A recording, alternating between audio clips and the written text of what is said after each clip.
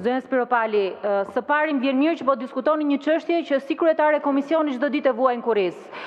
Megjithse duket që majoranca u rikthye në këtë parlament, ndoshta duhet kishte nisur parlamenti i ri, po u kthye në këtë parlament me një fitore imagjinare. Në Komisionin e Çështjeve Evropiane ne nuk bëjmë dot quorum. Antarët e majorancës në Komisionin e Çështjeve Evropiane nuk vinë në mbledhje. Dhe po ju bëj thirrje ju si kryetare e parlamentit që të merrni në dorë grupin e Partisë Socialiste, të ulen dhe të vinë të miratojnë se ka agjendë parlamenti. Sot, zonja kryetare, për shembull, ne kishim në rend dite për diskutuar raportin e Këshillit Kombëtar të Integrimit, që është gati atje. Ju nuk e futët për diskutuar në rendin e ditës.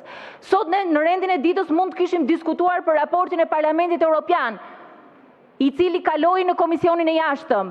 Përsëri nuk është futur në rendin e ditës. Ka nevojë parlamenti që të ketë debat. Unë e kuptoj që grupi parlamentar i Partisë Socialiste nuk do jetë këtu në shtator, po ky nuk është halli jon, ky është halli juaj.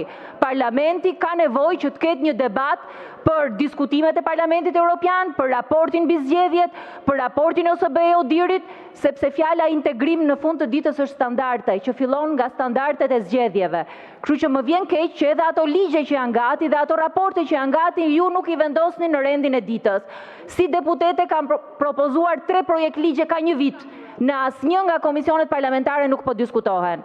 Grupi parlamentar i Partisë Demokratike ka mbi 60 iniciativa, përsëri nuk po diskutohen. Faji kujt është ky, i majorancës apo i opozitës?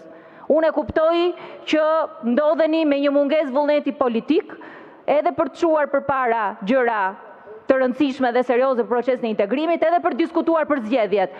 Po në këtë parlament harrojeni se çështja e zgjedhjeve dhe çështja e integrimit evropian do anashkalojnë. Janë të dyja bashk, hecin bashk dhe nuk ka integrim evropian pa diskutuar këtu. Së pari zgjedhjet dhe së dyti të gjitha diskutimet e Parlamentit Evropian. Faleminderit.